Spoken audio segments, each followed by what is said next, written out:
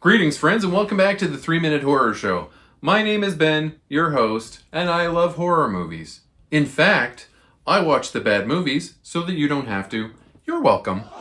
Today I'll be reviewing the movie Bride of the Werewolf from 2019. A pair of women attempt to go on vacation in the mountains. First they run into car trouble, then they run into people trouble, and then a nice man with a secret provides them shelter while their car is fixed. Wow. This is a Polonia Brothers Entertainment production, and in case you don't remember what we do with those movies, we give them 2 ratings. One for Poloniacs, like me, and one for normal people, like you. Duh. Now, it's been a little while since we've done one of these, so if you forgot that, I'm not going to hold it against you.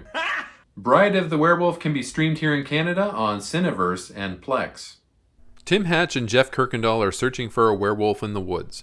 They find the corpse of their friend, and before they get much farther, the monster gets the drop on them.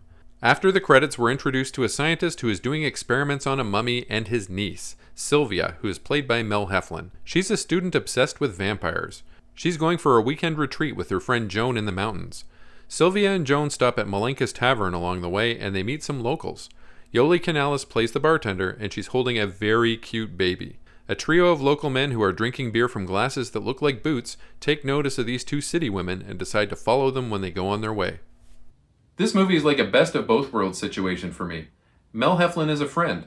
I love her, and she's wonderful in everything she does. Yes. And you all also know that I love Mark Polonia and all things Polonia Brothers Entertainment. I love the whole crew. I love all of them.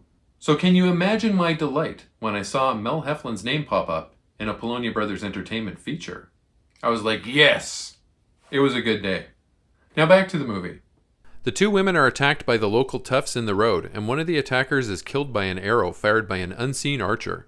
Sylvia and Joan take the cue to escape, and a short while later their car breaks down. While walking back to town, they come across a farmhouse. While poking around the place, Joan is surprised by a woman who cannot speak, and she loses consciousness. Saul, the owner of the house, invites them in while Joan recovers, and the mute woman works as his housekeeper of sorts. Saul tells the women that they can stay with him while he gets the parts to repair their vehicle. They take him up on the offer, and at night, Sylvia hears some strange animal noises. Do you like werewolves? I love werewolves.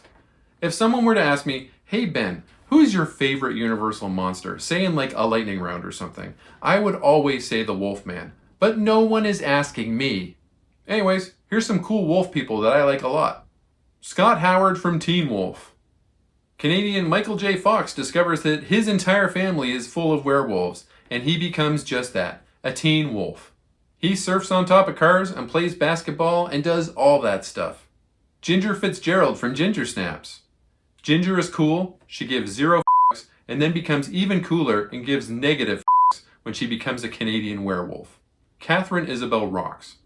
But we can't forget Wolf Cop. Officer Lou Garou is a Canadian cop that turns into a wolf after some strange shapeshifters do a weird ritual to him. He transforms penis first, and he's my favorite werewolf. Haha, all my werewolves were Canadian. I'll bet you didn't see that coming. You right. I promise I'm not a furry. A werewolf is hunting in the woods surrounding the small house, and it gets a few locals.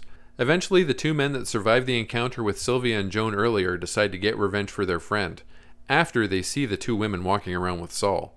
I'm not going to spoil the story, but you can probably guess who the werewolf is, and maybe even guess who the werewolf's bride is.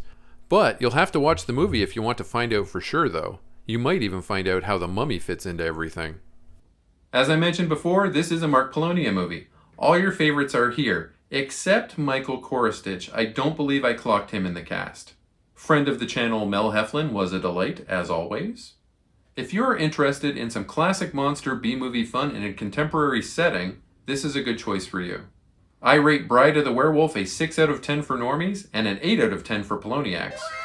As always, a link to my letterboxd appears in the video's description. Please leave me a like, comment, and subscribe, as it really does boost my engagement and helps my channel grow. Smell you later, nerds. I don't care if you're in the middle of a card game. Come pick me up right now!